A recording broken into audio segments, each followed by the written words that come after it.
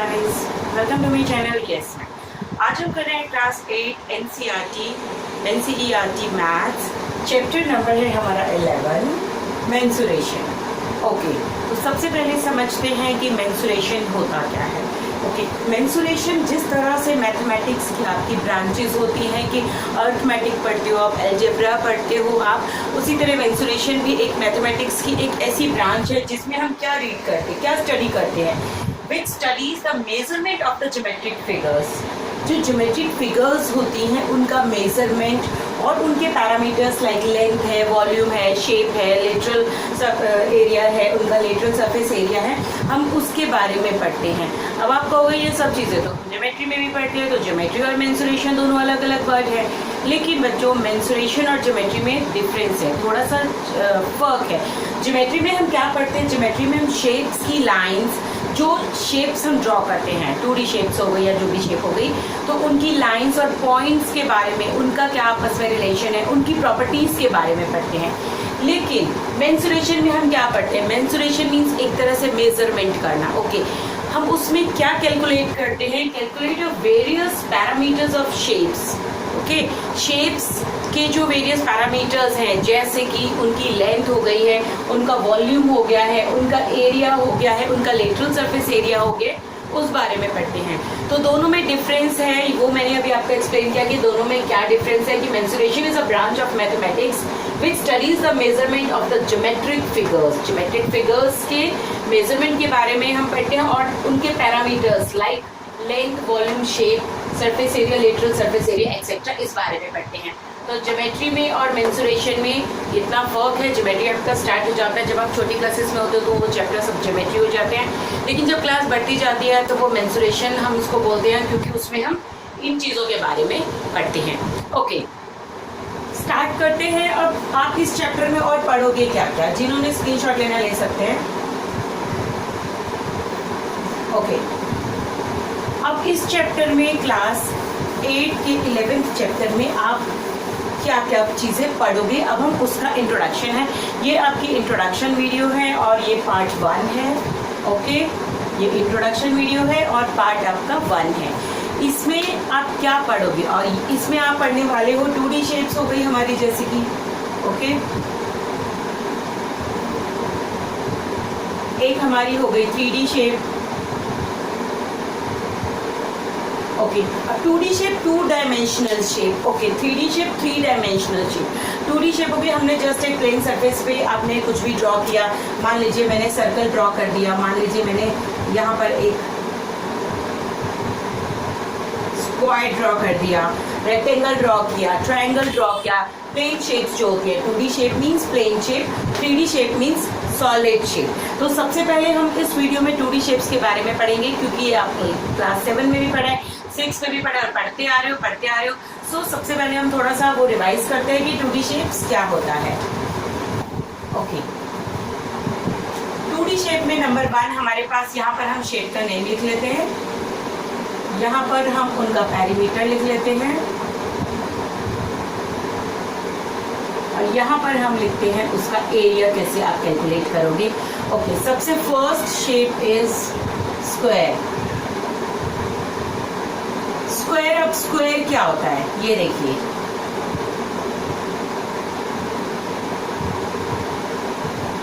Okay, square एक plane shape है आपकी। प्लेन शेप में स्क्वायर की ऑल साइड्स जो होती हैं वो इक्वल होती हैं।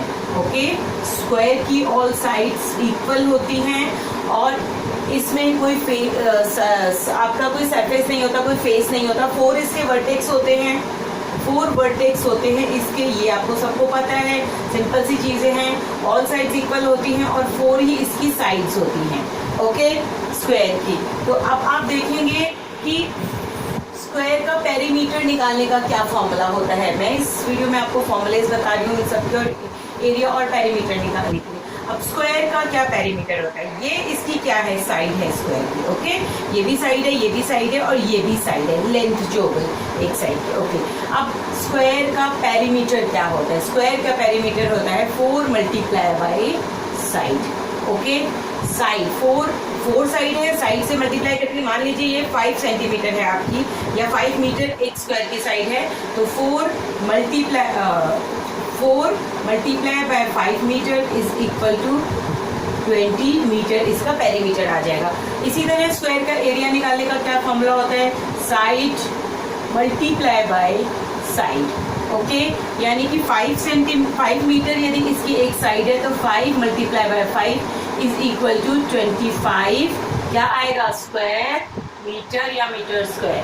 ओके, एरिया में हम यूनिट्स जरूर लगाते हैं, स्क्वायर यूनिट लगाते हैं, जो भी यूनिट दी जाएगी आपको उसके अकॉर्डिंग ही आपको क्वेश्चन करना है। ओके, सेकंड शेप आप पढ़ोगे, आपको सबको पता है कि रेक्टेंगल क्या होता है, सबको मालूम है रेक्टेंगल जिसकी ऑपोजिट साइड्स इक्वल होती है, यानी ये वाली side equal to this side, ये दोनों साइड इक्वल है ऑपोजिट साइड्स, और ये वाली साइड दोनों इक्वल होती हैं। ओके, तो ये हमारा होता है रेक्टेंगल। रेक्टेंगल की भी 4 साइड होती हैं। अब रेक्टेंगल का पेरीमीटर निकालने का क्या फॉर्मूला होता है, रेक्टेंगल का पेरीमीटर निकालने का फॉर्मूला होता है 2 multiply by L plus B.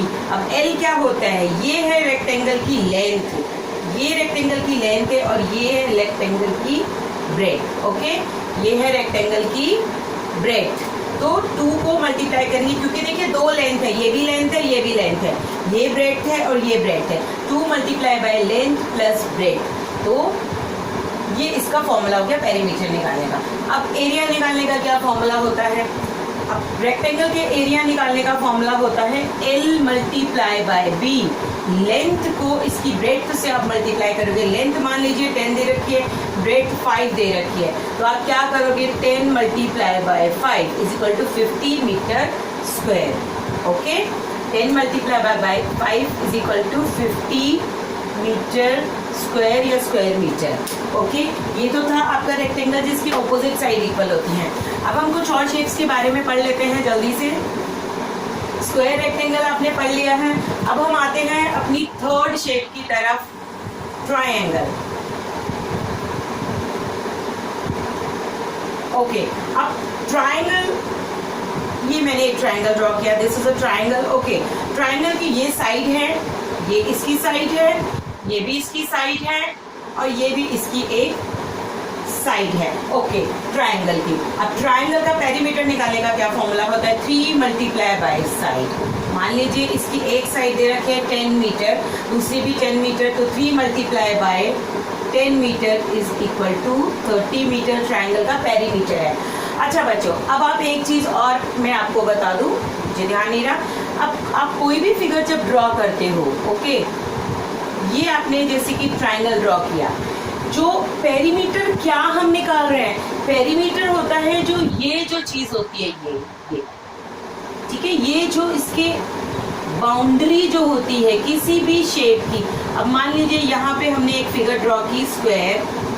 Okay, अब स्क्वायर की जो ये बाउंड्री होती है, ये बाउंड्री, ये बाउंड्री, ये बाउंड्री और ये बाउंड्री, तो पेरीमीटर क्या होता है, बाउंड्री का सम, बाउंड्री की लेंथ, ठीक है, सम ऑफ बाउंड्रीज या लेंथ जो होती है ना, बाउंड्री की टोटल लेंथ हो गई, सारी बाउंड्री की लेंथ जो होती है ये उस किसी भी फिगर का पेरीमीटर होता है। ओके, लेकिन अब एरिया क्या होता है, हम यहाँ फाइंड कर रहे हैं ना एरिया, बट एरिया क्या होता है, एरिया जो ये जो अंदर का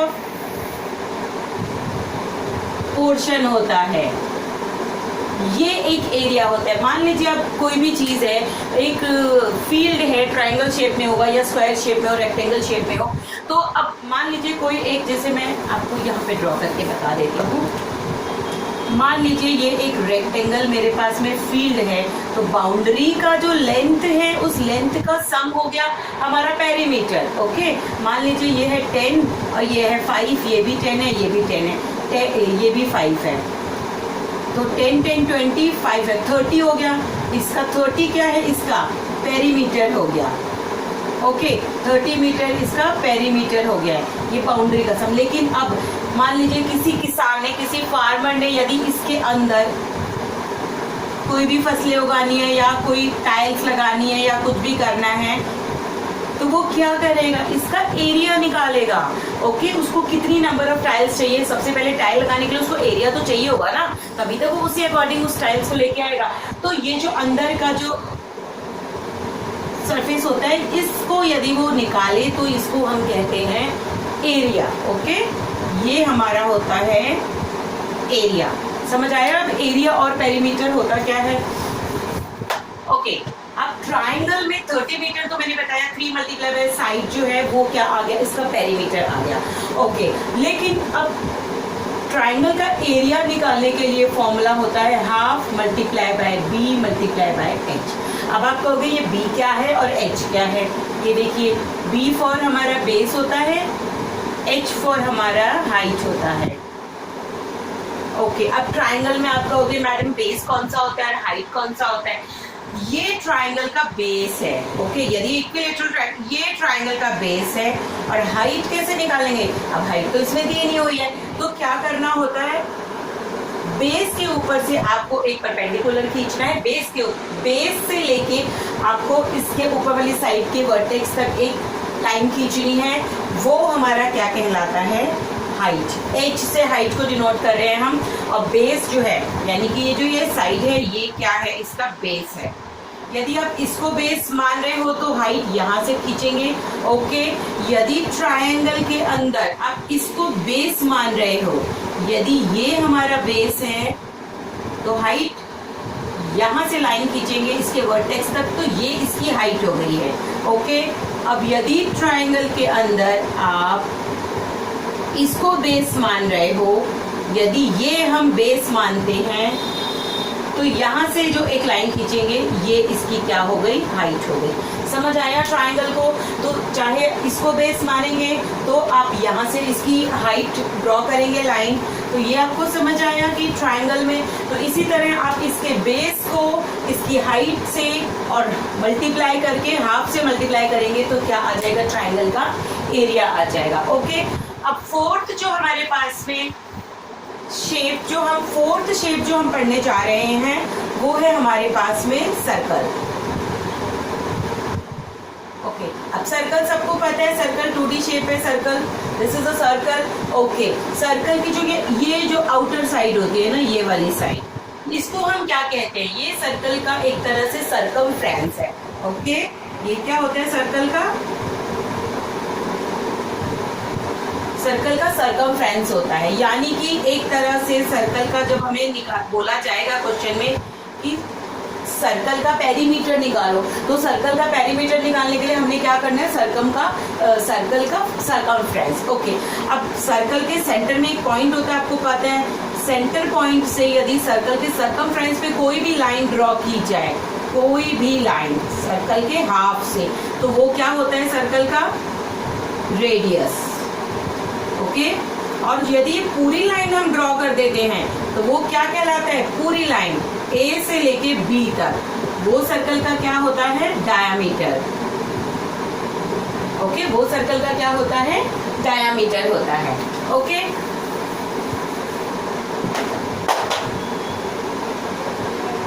ये सर्कल का क्या है हमारे पास में, ये आपने समझ लिया है सारा कि ये सर्कल का क्या है, रेडियस है। ओके, रेडियस का डबल डायामीटर होता है और डबल डायामीटर का हाफ रेडियस होता है। अब आपको सर्कल का क्या निकालना है, पेरीमीटर। सर्कल का पेरीमीटर निकालने का फॉर्मूला होता है 2 पाई आर। ओके, अब पाई जो है यहाँ पे एक सिंबल है, पाई की वैल्यू चाहे तो आपको 22/7 क्वेश्चन में दी जा सकती है, या दे सकते हैं 3.14। जैसे भी आपको क्वेश्चन में पाई की वैल्यू दी जाएगी, आपको उसी के अकॉर्डिंग क्वेश्चन को सॉल्व करना होगा। और आर जो है, आर हमारा क्या है, आर हमारा सर्कल का रेडियस है। तो सर्कल का पेरीमीटर निकालने का क्या फॉर्मूला है, 2 पाई आर। ओके, अब सर्कल का ही एरिया निकालने का, अब पेरीमीटर था बाउंड्री का लेंथ। ओके, लेकिन जब पेरीमीटर एरिया निकालने की बात आएगी तो क्या करोगे, ये पोर्शन सर्कल का, ये पोर्शन, ओके, ये सारा पोर्शन जो है वो क्या कहलाएगा, सर्कल का एरिया कहलाएगा। तो इसके लिए क्या फॉर्मूला होता है, पाई आर स्क्वायर। ठीक है, पाई आर स्क्वायर। पाई की वैल्यू आपको 22/7 क्वेश्चन में दी जा सकती है, 3.14 दी जा सकती है। आर आपका रेडियस है, यानी कि क्या हो गया, pi multiply by R multiply by R. ठीक है, ये हो गया सर्कल का एरिया निकालने का फॉर्मूला। अब हमारे पास अब नेक्स्ट जो शेप आ रही है वो आ रही है हमारे पास में रोम्बस, फिफ्थ शेप जो है। ओके, रोम्बस बेसिकली जैसे कि एक डायमंड शेप होती है ना बच्चों, इस तरह से। ठीक है, ये हमारा क्या है, एक तरह से रोम्बस है। अब रोम्बस की जितनी भी लेंथ होती है, ये जो लेंथ हो गई रोम्बस की बेटा, ये जो लेंथ है रोम्बस की, ये सारी लेंथ जो होती है इक्वल होती है। ओके, इसकी 4 जो लेंथ हो गई रोम्बस की, 4 लेंथ जो हो गई है रोम्बस की इक्वल हो गई है, सारी साइड इसकी इक्वल होती है।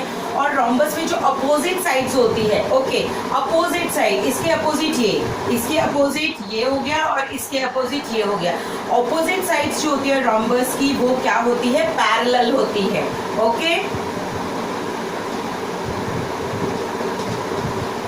अपोजिट साइड्स जो होती है वो पैरेलल होती है रोम्बस की। और जो इसके अपोजिट एंगल्स भी होते हैं, इसके अपोजिट ये वाला एंगल है, ओके, इसके अपोजिट ये वाला एंगल है, इसके अपोजिट ये वाला एंगल है। जो अपोजिट एंगल्स भी होते हैं इसके वो भी इक्वल होते हैं। Okay, opposite sides, opposite angles भी इसके इक्वल होते हैं। और जो इसके एडजेसेंट एंगल्स होते हैं, एडजेसेंट एंगल, इट मीन्स ये एंगल और ये एंगल, ये दोनों एडजेसेंट है ना, ये एंगल और ये एंगल, ये सप्लीमेंट्री होते हैं, 180 डिग्री के होते हैं। इसके अपोजिट ये वाला एंगल एडजेसेंट, इसके एडजेसेंट ये है, इसके एडजेसेंट ये एंगल है। एडजेसेंट मतलब दोनों साथ साथ जुड़े हैं, तो ये भी इसके सप्लीमेंट्री होते हैं, 180 डिग्री के होते हैं। तो समझ आया आपको रोम्बस क्या होता है। ओके, अब दोबारा ड्रॉ करते हैं, थोड़ा सा वो हो गया है। ओके, रोम्बस ड्रॉ किया मैंने, जो डायमंड शेप की तरह होता है रोम्बस आपका। अब रोम्बस में क्या होता है, हम यहाँ से लेके यहाँ तक एक डायगोनल खींच सकते हैं। एक वर्टेक्स से उसके अपोजिट वर्टेक्स को जो लाइन ड्रॉ करते हैं, हम ज्वाइन करते हैं, वो हमारे क्या होते हैं, डायगोनल्स होते हैं। ठीक है, ये क्या है हमारा, डायगोनल्स। ठीक है, ये एक डायगोनल है तो हम इसको लिख देते हैं D1,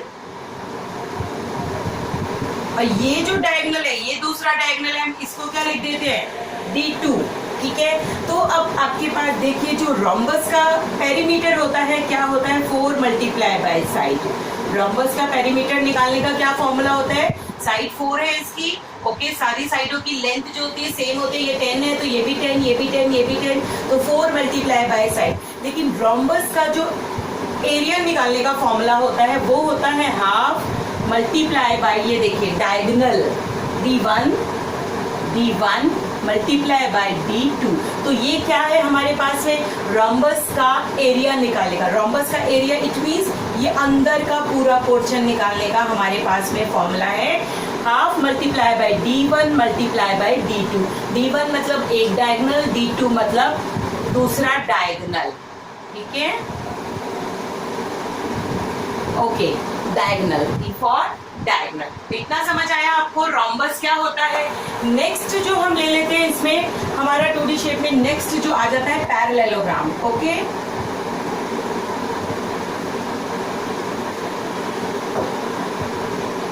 ओके, अब पैरेललोग्राम क्या होता है ये देखिए। यदि मैं इस तरह की कोई फिगर ड्रॉ करूं तो ये क्या है, एक तरह से ये एक पैरेललोग्राम है। ओके, पैरेललोग्राम में क्या होता है, 2 पेयर्स, यानी कि ये वाली लाइन जो है इसके पैरेलल होगी। ओके, ये वाली जो लाइन है इसके पैरेलल होगी। ये देखिए ये लाइन पैरेलल है, यदि इस लाइन को मैं आगे करूँ ये कभी मीट नहीं करेंगी, ये आगे कभी नहीं मीट करेंगी, ये सेम डिस्टेंस पे चलती जा रही है, चलती है। और इसी तरह यदि इस लाइन को मैं यहाँ नीचे ड्रॉ करूँ तो ये भी पैरेलल है, ये भी कभी आपस में मीट नहीं करेंगी। तो 2 पेयर्स जो लाइन है पैरेललोग्राम के वो क्या होते हैं, ये पैरेलल होते हैं पैरेललोग्राम के। ओके, अपोजिट साइड्स यानी कि इसकी इक्वल होती है, ये साइड इसके इक्वल है, ये साइड इसके इक्वल है। ओके, अपोजिट जो एंगल्स होते हैं, ओके, अपोजिट एंगल, इसके अपोजिट ये एंगल है, इसके अपोजिट ये एंगल है, तो ये भी इसके इक्वल होते हैं।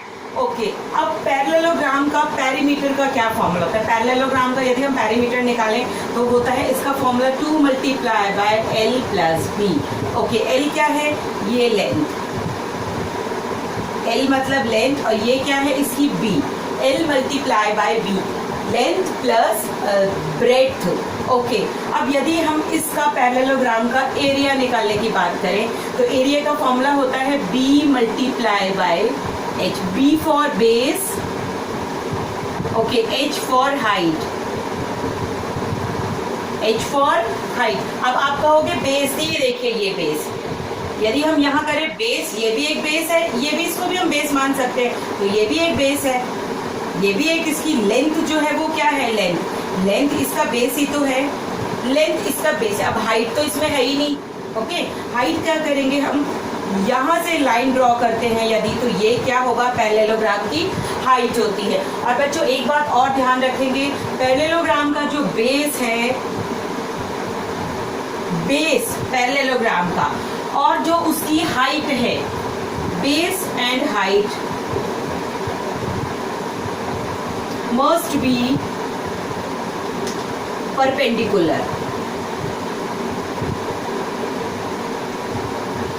बेस एंड हाइट पैरेललोग्राम की, जैसे कि ये बेस है, यदि मैंने इसको बेस माना है, ओके, तो ये एक परपेंडिकुलर यहाँ इस वाले वर्टेक्स से खींचेंगे तो ये परपेंडिकुलर है इसके ऊपर, इसको हम हाइट मान रहे हैं। और यदि हम इसको बेस मान रहे हैं तो यहाँ से हमने एक परपेंडिकुलर खींचा यहाँ से, तो ये इसकी हाइट यहाँ मानी जाएगी और ये इसका बेस हो गया।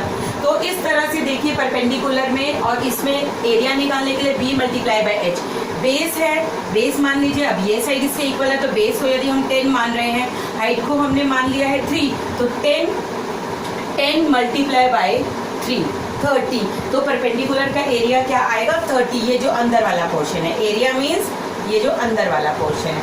ओके, इतना समझ में आया आपको पैरेललोग्राम क्या होता है? पैरेललोग्राम मैंने आपको बताया पैरेललोग्राम क्या होता है। अब लास्ट फिगर जो हमारे पास आ रही है, जो हम इसमें पढ़ रहे हैं, ट्रेपेजियम। ओके, अब ट्रेपेजियम क्या होता है? कोई भी 4 साइडेड फिगर, क्वाड्रिलेटरल के साइड्स हैं ये सब। ओके, पैरेललोग्राम है आपके पास में और रोम्बस है, ये सब quadrilaterals, different types of quadrilaterals है। ओके, अब ट्रेपेजियम है, ट्रेपेजियम में ये देखिए, ये वाली साइड यदि हम इसको आगे ड्रॉ करें और इसको आगे ड्रॉ करें, ये दोनों साइड एक दूसरे के क्या होती है? पैरेलल होती है, क्योंकि ये कभी मीट नहीं कर सकती ट्रेपेजियम में, ये दोनों साइड पैरेलल है। ओके, अब मान लीजिए मैंने इसको बोला ए, ये बी, ये सी, ये डी। ओके, अब ट्रेपेजियम की जब दोनों साइड, अब ये साइड जो ये पैरेलल नहीं, ये जो साइड है और ये साइड पैरेलल नहीं होगी, क्योंकि कभी ना कभी ये साइड आगे जाके मीट कर जाएगी। ओके, ये कभी ना कभी ये आगे जाके मीट कर जाएगी। ओके, अब ट्रेपेजियम का आपको, और इसमें साइड्स इसकी पैरेलल हो गई है, और ये जो है हमारा ये बेस, इसको हम बेस मान रहे हैं। ओके, ये भी बेस है इसका और ये भी, हम इसको भी बेस मान सकते हैं। अब ट्रेपेजियम का यदि पेरीमीटर निकालना है तो A plus B plus C plus D, सारी साइडों का सम यदि निकाल लेंगे, पेरीमीटर बाउंड्री का सम ही तो होता है बाउंड्री की लेंथ, तो वो हमारा हो गया पेरीमीटर। लेकिन इसी तरह ट्रेपेजियम का यदि हमने इसका एरिया निकालना हुआ तो half multiply by H multiply by A plus B, ये ट्रेपेजियम के एरिया निकालने का फॉर्मूला होता है। ओके, अब हाफ एच क्या है? H for height, H for height. अब हाइट कहाँ है इसमें? तो हाइट है ही नहीं, है ना, ये तो हमारी सारी साइड्स दे रखी है, तो हम हाइट को ड्रॉ करेंगे। ये हम बेस मान रहे हैं तो यहाँ से हाइट ड्रॉ कर सकते हैं, और यदि हम यहाँ पे बेस मान रहे हैं तो इसको हाइट को हम ड्रॉ कर सकते हैं। तो ये हमारी क्या हो गई? ट्रेपेजियम की हाइट। यदि ये इतनी है तो ये भी सेम हो रही है। ओके, तो ट्रेपेजियम की हाइट होगी, साइड इसकी पैरेलल होती है। अब फॉर्मूला देखिए, एरिया तो, अब पेरीमीटर तो आपको समझ आ गया कि साइडों का सम होता है। ओके, सारी साइडों का सम ले लिया हमने, लेकिन एरिया निकालने के लिए half, okay, multiply by, height मान लीजिए 5 है तो 5 मल्टीप्लाई बाय, अब ए एंड बी क्या है, ये A and B, sum of ये जो बेस है ना, ये वाला बेस और ये वाला बेस, ये बेस को मैंने बी छोटा वाला बी मान लिया और ये वाला जो बेस होगा इसको मैं क्या मान रही हूँ, छोटा ए मान लेते हैं, स्मॉल ए और स्मॉल बी, तो ये ए और बी ये और इसका सम। ओके, मान लीजिए यदि ये 10 है और ये 4 है तो यहाँ पे क्या लिखेंगे, 10 प्लस 4। ओके, और हाइट हमारी 5 है तो यहाँ पे फॉर्मूले में हम 5 लिख सकते हैं। ठीक है, तो इस तरह से 5 लिख सकते हैं हम यहाँ पे, इस तरह से हम इसको कैलकुलेट करेंगे तो क्या आ जाएगा इस ट्रेपेजियम का, ये पूरा एरिया, ट्रेपेजियम का पूरा एरिया आ जाएगा, मतलब a plus B sum of ये जो बेस है ये लेते हैं हम इसमें। तो इस तरह से आपने देखा कि किस तरह से हमने ये वाले क्वेश्चंस किया। अब एक चीज़ और नोट कर लीजिए, हम इस वाले फॉर्मूले को हम ये ऐसे भी लिख सकते हैं, a plus B by 2, a plus B by 2 multiply by h। Okay, क्योंकि 2 से डिवाइड ही तो कर रहे हैं हम, ये इस फॉर्मूले को हम a plus B by 2 multiply by h भी लिख सकते हैं।